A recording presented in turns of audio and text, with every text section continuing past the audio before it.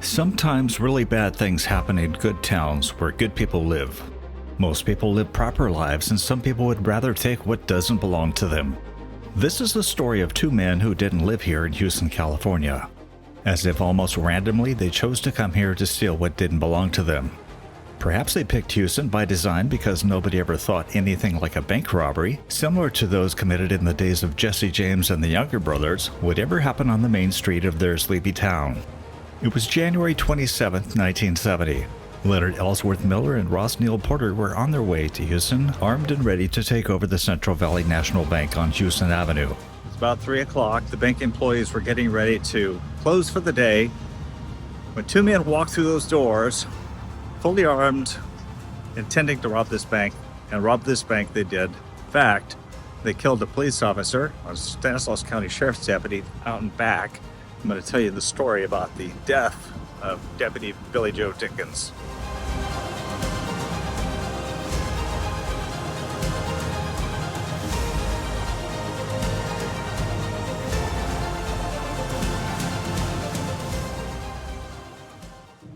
The former bank building is now owned by Braden Farms, which leases a portion to the Hughson Historical Society for its museum. It's only open for 2 hours during the first Saturday of the month. The museum has a yellowed copy of a newspaper which recounts the deadly robbery. I asked and was allowed to see the inside of the bank vault where Miller and Porter commanded 15 hostages to go inside after they tied them up. Miller and Porter had taken over the bank and tied up the bank tellers and employees with wire and ordered them into the vault, and the door was closed. Unbeknownst to the robbers, the employees could get out of the vault with a device.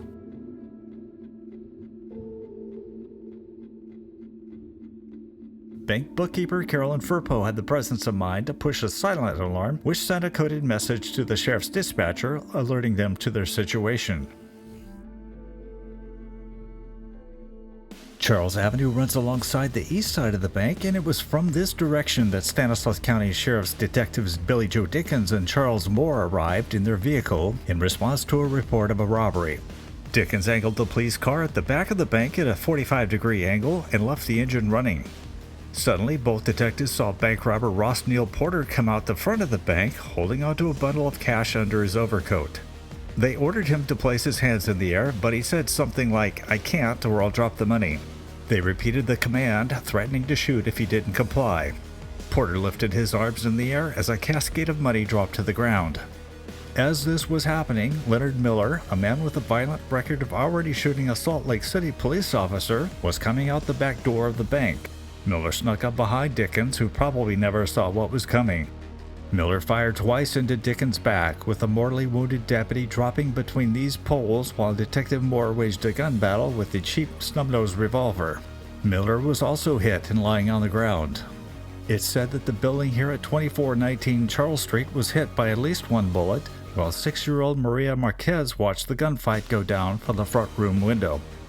Porter rushed to Miller's side when it was safe and helped him to the sheriff's vehicle, which they took and sped off down Charles Street before turning eastbound onto Whitmore Avenue, flying past the elementary school and Hughson High School. The car in which the two robbers drove to Hughson was left behind, also leaving vital clues as to their identity.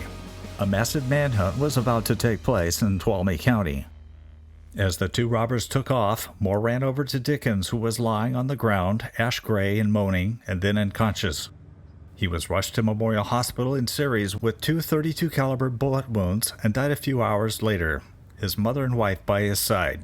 So right now I'm at Memorial Hospital, Ceres, California, where Billy Joe Dickens' shot-up body was brought that fateful day in January of 1970. Billy Joe Dickens was only 36 years old when his life was cut short. It was a tragic end to a promising life. His death left widow Beverly with 3 little girls aged 12, 8, and 5 years old. Originally from Granby, Missouri, Dickens had moved with his family to Oakdale, California in 1947. He attended both Oakdale and Hughson high schools, graduating from Oakdale in 1951. He served 3 years in the Navy, including 8 months as a radio man during the Korean War. After he was honorably discharged in 1956, Dickens served as a Stanislaus County Sheriff for 8.5 years. He had worked in the county jail, in the criminal division, as a bailiff at the Superior Court, and in 1970 he was working as a detective in the Juvenile Division. He was extremely well thought of and was a member of the Sheriff's Deputy Pistol Team. The criminal career of Ross Neal Porter, 46, began in 1957 in West Lynn, Oregon, when he encountered financial problems as the owner of an upholstery business called Super Top Shop. Up to that point, he lived an honorable life. A World War II veteran, Porter was a married father of 4 children and a member of the National Guard. Porter decided to raise some quick cash by robbing the Sherwood branch of the U.S. National Bank and a grocery store in Jennings Lodge. He was arrested after a tip came from someone who was suspicious about his ability to pay off his debts so quickly with cash. Porter was sent to prison, and when he was released, violated parole and ended up back behind bars, where he met Leonard Ellsworth Miller at McNeil Island Federal Prison in Washington. Leonard Ellsworth Miller was born on December 29, 1925 in Sunnyside, Washington, but spent much of his time in California with his mother. That is, until he was abandoned at the age of 6 and became a foster child. As a teenager, Miller started his life of crime by stealing cars and spent most of his teen years at the Preston School of Industry, a boys' prison in Ione, California. He spent time in San Quentin before escaping to Utah, where he stole a gun and shot a police officer in a hotel shootout. After getting out of prison in Utah, he continued committing crimes in different states. In 1953, he found himself behind bars again after he kidnapped a patrol officer in Oregon during a routine traffic stop. Prison apparently taught him no lessons, and when he was freed, robbed 2 different stores in Oregon. He was apprehended and put back in prison. When Miller was released from prison on January 6, 1970, he teamed up with Porter and the two drove to California under the pretense that they were buying cars to use in the upholstery business in Oregon. The two ended up committing several robberies, including hitting a San Francisco bank where they sold $8,000 and robbing a Safeway store in Woodland near Sacramento. Why they decided to rob the bank in Hughson is anyone's guess. Many think that the two thought it would be easy pickings because it was a small town and it was a quick getaway into the foothills. So I decided to come over here and talk to Dick McKay. He was a sheriff's deputy who knew Billy Joe Dickens. He agreed to talk to me about what he knew about the deputy who lost his life there in Hughson. I'm Dick McKay. I'm a retired captain with the Stanislaus County Sheriff's Department. Bill Dickens and Chuck Moore were the 2 juvenile detectives. I was working in the burglary division at that time. We got the call that there was a bank robbery in Hughson, and one of our detectives had been shot. It was quite a dramatic thing because I had known Billy Joe Dickens for quite some time at the Sheriff's Department. The Sheriff's Office had a basketball team and a softball team, and we played together on those teams. He was a better athlete than I was, so he was probably more active in all of it than I was, but we still were able to do work together and socialize together. So I thought Billy Joe was quite the guy. It takes a while for you to even accept the fact that it happened and that Billy Joe was actually killed. All of us, all the people that were involved in that part of it, were quite somber about the fact that we had lost one of our detectives. We had not had any deaths in our department in so long that we probably didn't think it could happen. One of the other detectives there was Sergeant Bud Sweeney, and he had a vehicle. He called me. I went with him out to Hughson. Chuck Moore, who was the other deputy riding with Bill Dickens, had called in and gave us a lowdown, gave not us, but the dispatcher, a lowdown as to what was happening. And prior to us arriving, we had the other information that the responsibles were at another location, so we wanted to get there to try and apprehend those responsible. From the time of the shooting until you arrived at the bank, how much time had elapsed? Probably 15, 20 minutes. Okay, where were you at the time when you heard? At the Sheriff's Department at 12th and H, where the old jail was. On our way, we were told that the responsible party was headed towards Don Pedro. A massive manhunt was launched to apprehend Porter and Miller, who managed to make it to Los Nogales Road near Don Pedro Dam, where they abandoned the sheriff's vehicle and jumped into a second vehicle that they had stashed.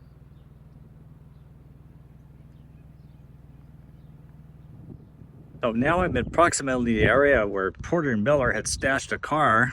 Their intent was to drop off the car they escaped from Hughson, from the Hughson bank robbery up to here, ditch that car, and then take the other car and then meet somebody up in the Angels Camp area. Well, it didn't happen the way they planned it. The car that they stole was a sheriff's car. They drove it here and they ditched it. They found some bloody rags in the car, and I believe down in that ditch over there, they found some bloody rags as well.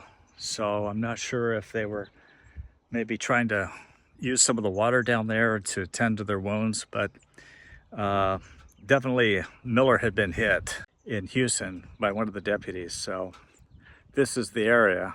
Of course, it's been developed since 1970.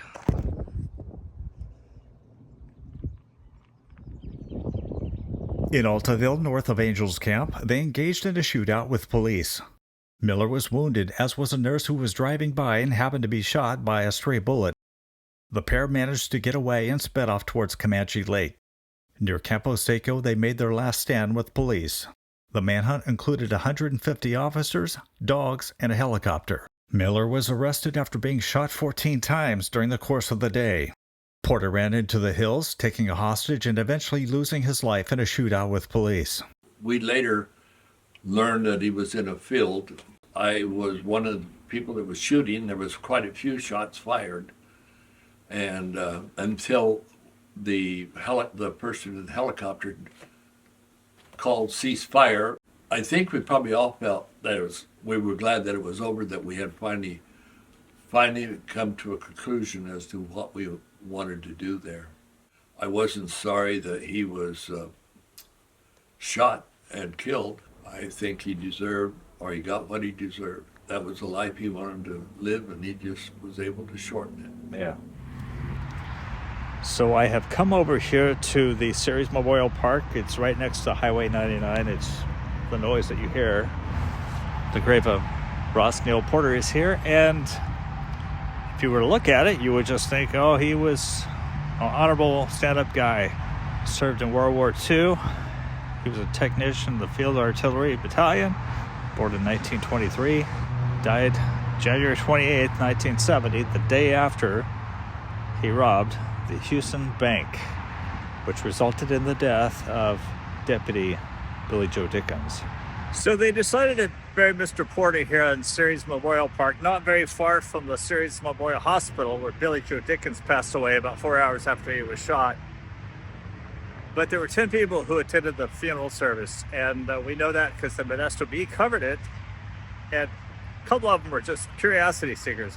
One guy was one who frequently came out here to the cemetery, and he was afraid that Mr. Porter was going to be buried alone because he saw that happen to a gentleman out here, and he didn't want that to happen to Mr. Porter because he was at least a World War II veteran. So that stirred up a lot of angst in the community because a lot of people were thinking, why would the Modesto Bee give this guy even an inch of ink based on what he did the day prior to his death? Dickens' body was taken to Salas Brothers Funeral Chapel in Modesto, from where a massive funeral procession made its way to Lakewood Memorial Park. We had a deputy on each side of the casket during the service. I was one of the deputies that was there doing that. Mm-hmm. So that made it much more difficult too. Dickens' partner, Charles Moore, was deeply affected by the gunfight and the death of his fellow officer. We could tell that he was taking it very hard because he was a person there, right, and the two of them were together as a team, and it was difficult for him. Les Weidman, who was another deputy at the time, recalled the time that he found Moore parked across the street and sitting in deep thought. He lost enthusiasm for being in law enforcement until 1981, when at the age of 45 and 19 years in the department, he quit, a year short of receiving his pension. On top of those struggles, he and his wife divorced. Moore found another line of work in the Fresno area before remarrying and moving back to the area. Moore died in 1996 of natural causes at the age of 60. Those were not they're not easy times for the community. I don't really get disturbed about things like that until if there's a like the Amazing Grace play, that's enough to make my heart cry.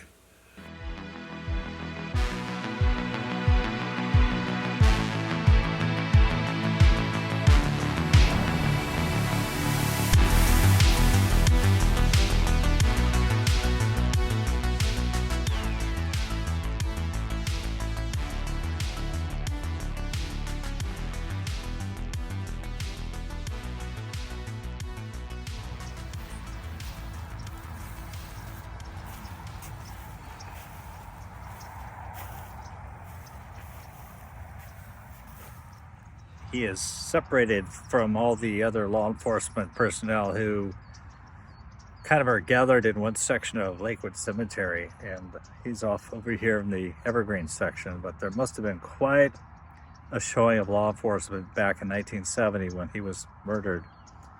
You know how all law enforcement comes together to bury one of their own, and this was similar to that. I think about all the times that law enforcement officers are murdered in this country. It's an emotional experience for their community. I felt the same thing when Ceres, California lost Sergeant Howard Stevenson in 2005.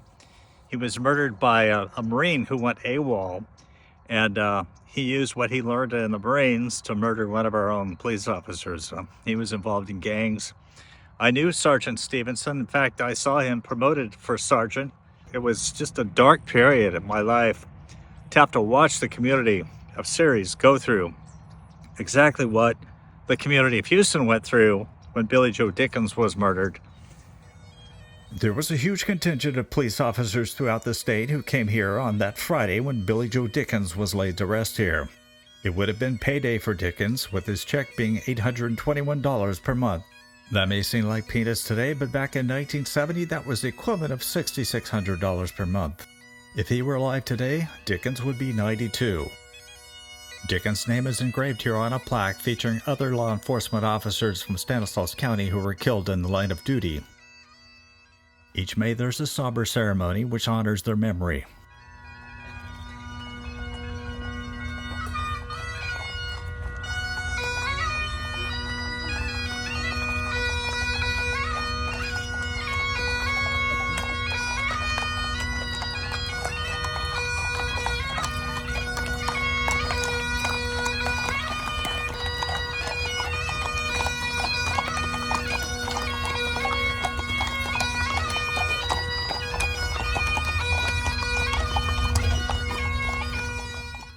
My biggest regret in producing this video is that I was unable to find out when, how, or where Miller must have died by now, seeing that he was born in 1929. Newspaper articles show that he was repeatedly denied parole, with this story from 1998 when Miller was 68. I could find no articles mentioning his death, and I suspect that he died in prison after fading into obscurity but inflicting so much pain to so many. The world seems to be full of despicable human beings like him. So let me close out this video thanking you for helping us pay tribute to Billy Joe Dickens, the Stanislaus County Sheriff Detective who died decades ago responding to the bank robbery. I would suspect that he left home that day, kissed his wife and his daughters, and thought he would return home that night. That wasn't the case. He went into a situation that could happen to any law enforcement officer, something that seems like it could be handled fairly easily, and ends up taking the life of the officer. I do want to thank the officers of our country, both the men and women who put their lives on the line every day for our safety. I appreciate you, and I'm sure most of my viewers do as well. Thank you so much for supporting law enforcement, and thank you for supporting History Hunters.